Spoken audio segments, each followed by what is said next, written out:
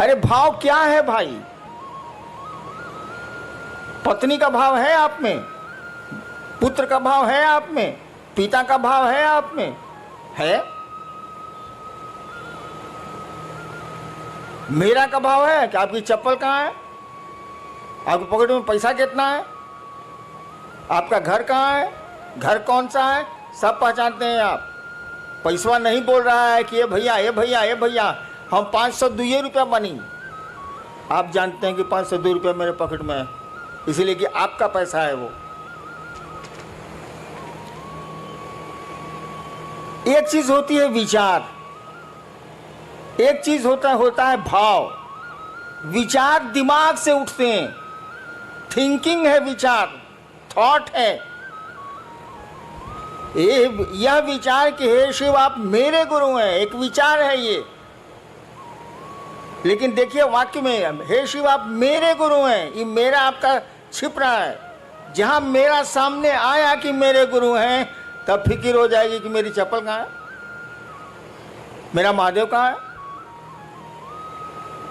और जब ये बात आपके दिमाग से दिल में उतरेगी तो भाव है।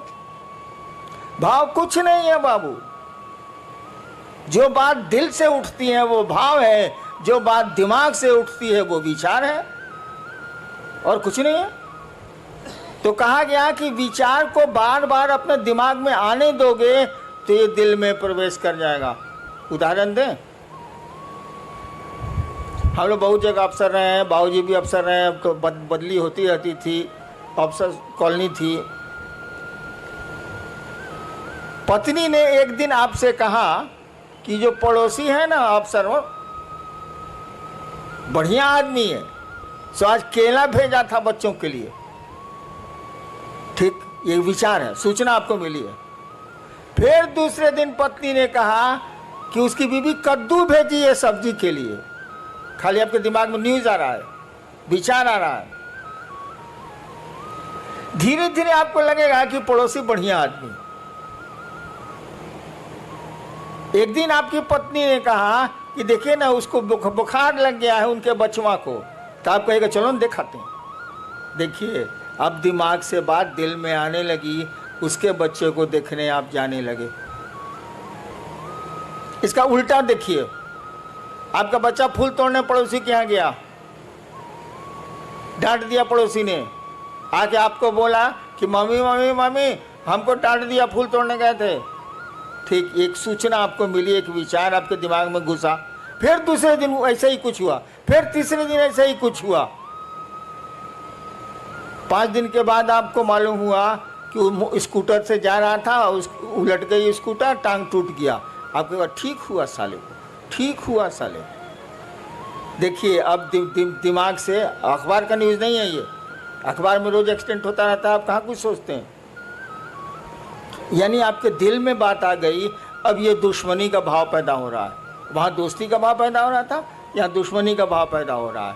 तो भाव कुछ नहीं है, जो बात दिल से उठती है वो भाव है। शिव मेरे गुरु हैं, ये बात अगर दिल से उठती है तो ये भाव है, अगर दिमाग से उठती है तो ये विचार है। जब तक भाव में नहीं जाएगी ये बात, कहा ही जाता है कि आध्यात्म की किसी भी गाड़ी का पेट्रोल भाव होता।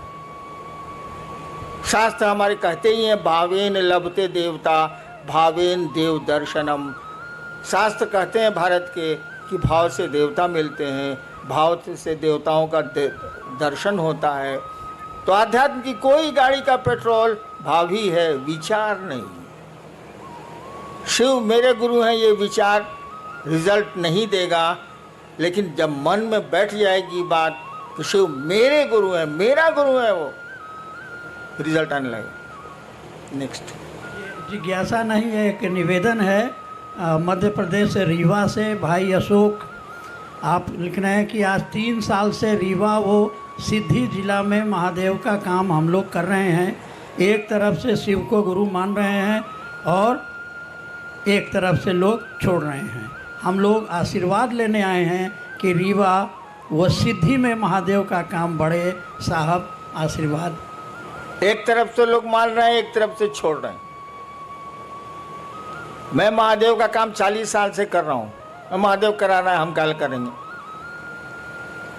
कितने आए कितने गए। अंग्रेजी में एक कविता है, men may come and may go, men may go, लोग आते हैं जाते हैं, but I go on for ever, मैं जाता हूं तो हमेशा के लिए जाता हूं। तो किसकी चिंता करोगे, कौन आया कौन गया। महादेव की दया जिस पर हुई वो रहेगा। हैं लोग कि नहीं मेरे साथ। मैं इनका विद्यार्थी था कॉलेज का 67 में, यही जो मंडल जी पढ़ रहे हैं जिज्ञासा, इनको मैं जबरदस्ती, उस समय शिव गुरु नहीं थे मेरे, जबरदस्ती एक दिन शमशान ले जाता था और दूसरे दिन कब्रिस्तान ले जाता था, 1 साल कंटिन्यूअस। जबकि मेरे प्रोफेसर लेक्चरर थे, मैं विद्यार्थी था इनका फर्स्ट ईयर का, इनको मैं ही पकड़ के ले जाता, चलिए मसान। तो जिसको टिकना है वो टिकते ही हैं, जिसको नहीं टिकना है उसको कितना टिकाओगे। हाँ, महादेव से दया जरूर मांगो कि सभी टिकें, सभी रह जाएं, कोई छूटे नहीं, कोई टूटे नहीं। कोशिश तो हम लोग यही होनी चाहिए। करो, आगे बढ़ो। भाई मनोज सिंह है सूरत से। क्या शिव को गुरु बनाने के उपरांत भी पारंपरिक गुरु दीक्षा लेना आवश्यक है? किसी भी अनुष्ठान या मुहूर्त में लोगों द्वारा पारंपरिक दीक्षा द्वारा शरीरधारी गुरु द्वारा गुरुमुख होने का दबाव बनाया जाता है। भाई मेरे भी बिया में बनाया था। आप ये नहीं कह रहे हैं कोई सब अनुष्ठान करने के पहले पंडित मैंने कहा जाता है कि आपके गुरु कौन है। मेरी शादी है स्टेट में है, चली गई पत्नी मेरी शादी में भी यही हुआ था। स्टेट का पंडित था, पंडित जी थे बेचारे मर गए, कहा हम था बोले आपके गुरु बउआ जी कौन है।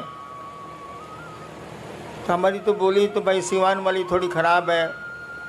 हमने कहा कोई साला मेरा गुरु नहीं है। तो लोग बका गया कि लड़का है ब्याह के मंडप पर बैठा हुआ, कहता है कोई साला मेरा गुरु नहीं है। तब मेरी पत्नी से पूछा, उसमें पत्नी हुई नहीं थी, वो होने वाली थी 2 घंटे के बाद। पत्नी से पूछा कि आपके गुरु कौन है, बोले कोई नहीं। तो पंडित जी बोले कि चलिए शिव को गुरु मान लीजिए। हम कहा मैं नहीं मानूंगा। पत्नी ने कहा हम मान लेंगे। इसीलिए बाद में कहती थी कि आपसे हम सीनियर हैं। हम कहा तुम ब्याह करने के लालच में मानी हो, हम लालच में नहीं माने। हाँ, तो हम बिना गुरुए के ब्याहो कर लिया, तुम इसी की चिंता में पड़े हो जी। बट इससे बड़ा कोई अनुष्ठान होता है ब्याह से ज्यादा बड़ा? मस्ती करो, कहो कि शिव मेरे गुरु है, दीक्षा की क्या जरूरत है? गुरु की दया ही दीक्षा होती है। दीक्षा का मानी समझते हो यार? जी, एक कई लोगों की ये जिज्ञासा है, जिसमें मुंबई कल्याण से हैं भाई सुनील मौर्य। तो शिव को गुरु बनाने के बाद भी कठिनाइयाँ पीछा नहीं छोड़ रही, इसकी क्या वजह हो सकती है?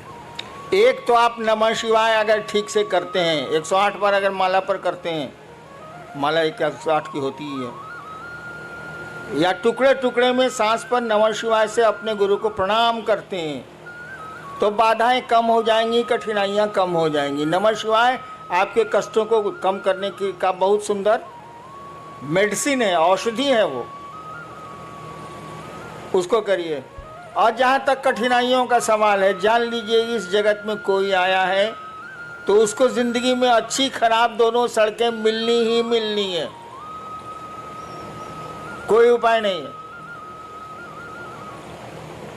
आपकी ज़िंदगी के रास्ते उबड़ खाबड़ मिलेंगे ही मिलेंगे, अच्छे 4 लेन भी मिलेंगे उसमें, लेकिन ज़्यादा खतरा यही है कि उसमें उबड़ खाबड़ ही रास्ते मिलेंगे आपको ज़िंदगी में। चलना तो पड़ेगा ही पड़ेगा। होशियारी इतनी ही है कि सवारी बढ़िया कर लीजिए। अगर ट्रैक्टर से जा रहे हैं उबड़ खाबड़ में तो कमर टेढ़ी हो जाएगी। स्कॉर्पियो से चले जाइए तो कमर नहीं टेढ़ी होगी, खाली जर्क महसूस होगा।